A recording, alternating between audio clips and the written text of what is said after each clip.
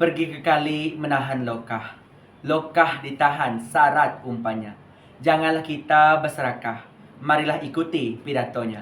Salam sejahtera dan salam Malaysia Madani diucapkan kepada Tuan Pengerusi Majlis, barisan hakim yang arif lagi bijaksana, yang sentiasa berpegang pada neraca keadilan, saudara penjaga masa dan warga Dewan yang saya hormati sekalian. Pada pagi yang malam ini, saya akan menyampaikan pidato saya yang bertajuk Pendidikan Teknikal dan Latihan Vokasional Makin Pembangunan Negara. Warga Dewan yang budiman, kemajuan demi kemajuan telah dilakarkan oleh negara Jerman, Perancis, Jepun, China, Korea Selatan dan banyak lagi kerana sistem pendidikan mereka yang memandang tinggi pendidikan teknikal dan vokasional sebagai makin pembangunan negara.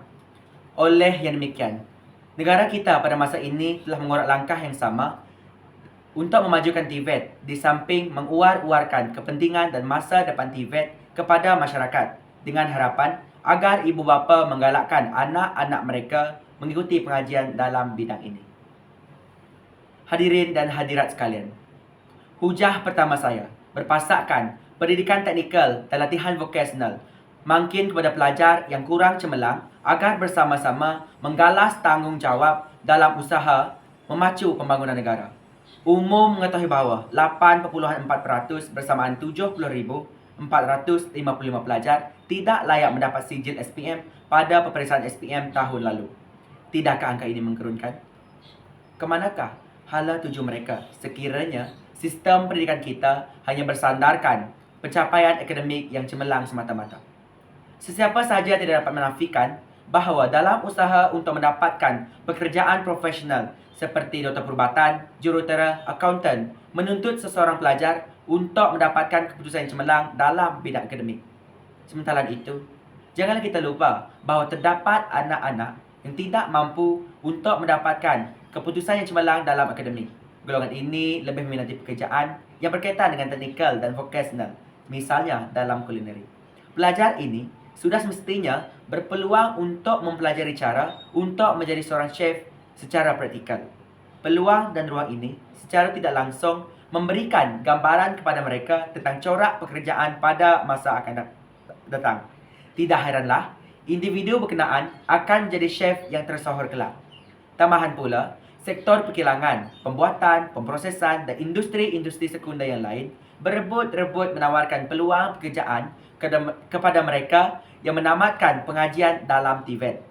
Oleh yang demikian, program dermahasiswa B40 TVET khusus untuk pelajar B40 yang mengikuti pengajian TVET di institusi pengajian tinggi bawah seliaan Kementerian Pengajian Tinggi telah ditawarkan oleh kerajaan. Tuntasnya, pendidikan dan latihan vokasional amat penting dalam memberikan peluang kepada pelajar yang kurang cemerlang dalam bidang akademik. Hujah kedua saya berkata kuncikan TVET makin kepada usaha melahirkan tenaga kerja yang mahir dalam bidang teknikal. Pelajar boleh membuat pilihan untuk mempelajari bidang seperti pertukangan, kimpalan, elektrik, elektronik, kulineri, perhotelan dan juga otomotif. Bidang-bidang ini memerlukan pekerja yang mahir dalam aspek teknikalnya supaya kerja di setiap peringkat dilaksanakan dengan baik. Apabila pelajar mempunyai kemahiran teknikal seperti dalam bidang otomotif, mereka dapat bekerja sebagai mekanik yang bertauliah di pusat-pusat servis kenderaan atau membuka pusat servis sendiri. Mereka inilah yang akan menservis kereta Porsche, Ferrari, BMW dan Mercedes yang dipandu oleh golongan elit yang berpendidikan tinggi. Jadi, janganlah sudah terang lagi bersuluh bahawa TVET ini saling melengkapi keperluan semua. Maka, janganlah kita menafikan bahawa TVET ini tidak penting dalam memacu pembangunan negara. Mantan Perdana Menteri Dato' Seri Ismail Sabri Yaakob pernah berucap ketika merasmikan Minggu TVET Negara 2022 mengatakan bahawa TVET dikenal pasti sebagai salah satu daripada 14 pemacu perubahan dalam rancangan Malaysia ke-12. Oleh yang demikian, beliau mengatakan bahawa sudah sampai masanya TVET menjadi pilihan utama para belia dalam mempersiap diri mereka untuk masa depan seperti mana negara maju yang lain. Potensi industri dalam negara dan daya saing dalam tenaga kerja sudah semestinya dapat ditingkatkan melalui pendidikan TVET. Jerman merupakan antara contoh negara yang memertabatkan pendidikan teknikal dan vokasionalnya sehingga melahirkan tenaga kerja yang mahir, seterusnya menghasilkan jenama kenderaan yang terkenal di seluruh dunia seperti Mercedes-Benz, BMW, dan Volkswagen. Mereka melahirkan tenaga kerja yang berkemahiran tinggi dalam industri yang dikuasai dan membawa jenama negara mereka ke tahap antarabangsa. Jelaslah bahawa penglibatan belia dalam TVET nescaya akan menjadikan negara kita duduk sama rendah berdiri sama tinggi dengan negara maju seperti ini pada masa akan datang.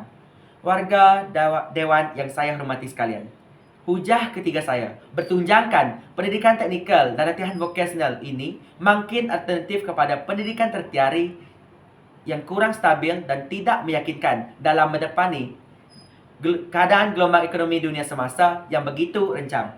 Dalam mendepani situasi ekonomi yang tidak menentu ini, golongan pelajar tersepit dan dilema untuk meneruskan belajar di peringkat pengajian tinggi atau terus bekerja. Oleh itu, pendidikan teknikal dan latihan vokasional ini mustahak sebagai alternatif kepada mereka yang kurang berkemampuan untuk meneruskan pengajian di peringkat universiti atau di college bagi membolehkan mereka mendapatkan pekerjaan selepas tamat pengajian.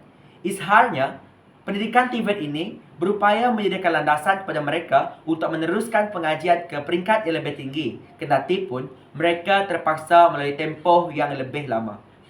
Marilah kita sama-sama menoleh ke negara Jerman dan Korea Selatan. 70% pelajar negara berkenaan memasuki aliran vokasional dan teknikal sehinggakan aliran pendidikan ini dianggap sebagai salah satu daripada pendidikan utama.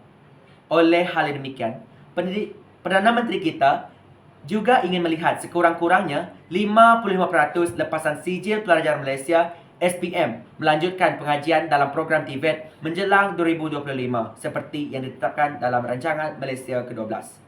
Timbalan Perdana Menteri Datuk Seri Dr. Zahid Hamidi juga pernah berkata bahawa kemahiran vokasional dan teknikal merupakan kunci tenaga kerja berkualiti yang mampu meningkatkan produktiviti dalam semua sektor ekonomi bagi menghadapi cabaran revolusi perindustrian 4.0 serta era pendigitalan. Sehubungan dengan itu, beliau menegaskan bahawa pihak-pihak berkaitan mesti menggilap potensi dan bakat dalam kalangan belia agar menjadi lebih kreatif, inovatif, dan produktif, sekaligus menjana pendapatan yang mampu memangkin kehidupan mereka yang lebih bermakna. Akhirul kalam, tidak dapat disangkal bahawa terdapat pelbagai kepentingan teknikal dan latihan vokasional kepada negara bangsa sejajar dengan slogan kerajaan dalam membentuk Malaysia Madani.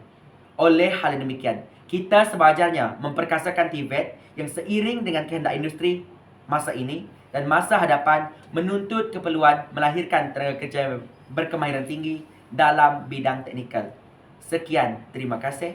Adik Simumani Ana Ramping mohon mengundur diri.